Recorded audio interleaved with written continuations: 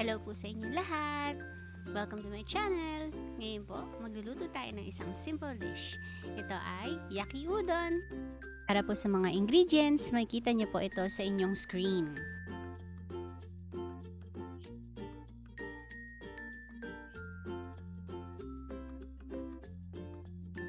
Uunahin po natin munang gumawa ng sauce.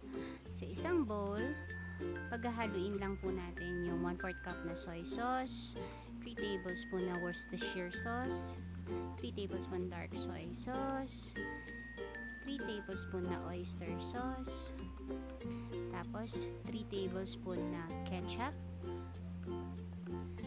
and 1 tablespoon na sugar.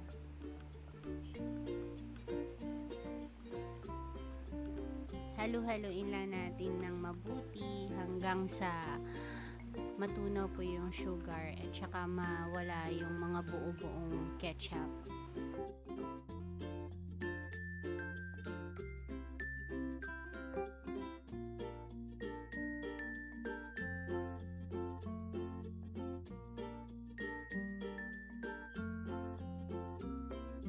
Sa isang pan, maglagay lang po tayo mga 2 tablespoon na cooking oil. Then add na po natin yung onion.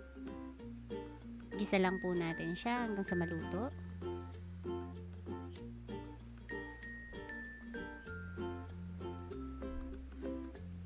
Pag okay na po ang ating sibuyas, pwede na natin ilagay ang bawang.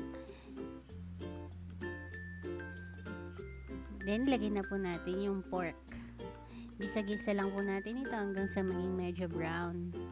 Pwede po kayong gumamit ng ibang meat, kagaya ng beef, squid, o kaya chicken. Depende po kung anong gusto niyo. Pwede din i-omit kung vegetarian po kayo.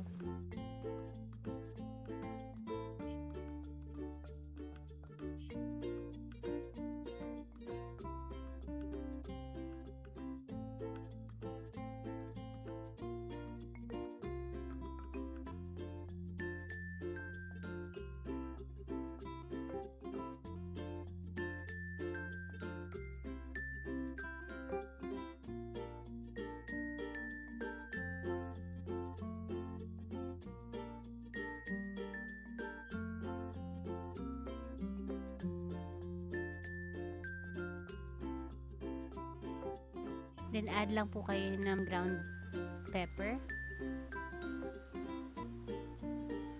Then pag medyo brown na po yung meat, pwede nyo na ilagay yung carrots. Then halu-haluin lang po ito.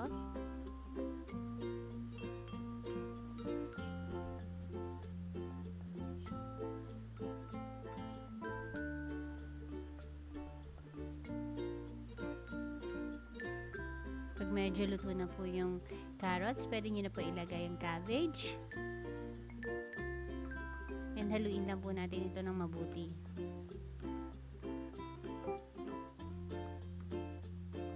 Stir fry lang po natin ito ng mga 1 to 2 minutes hanggang sa medyo maluto na po yung gulay.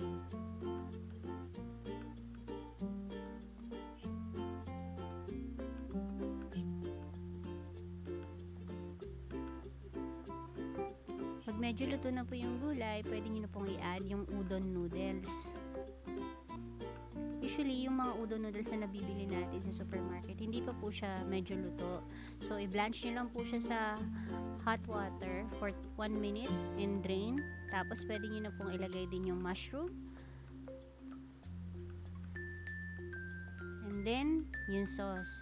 Halu-haluin lang po natin ito hanggang sa ma-coat ng sauce yung mga noodles.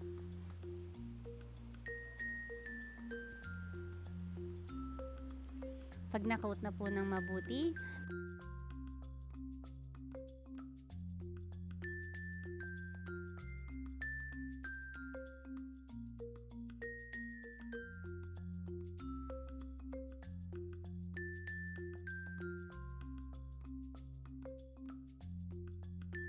pwede na po natin ilagay yung spring onion. Then haluin ulit.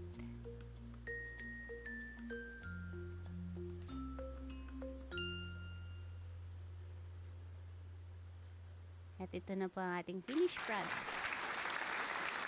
Hope you like this video. Please subscribe, share, and hit the bell button for notification. Thank you!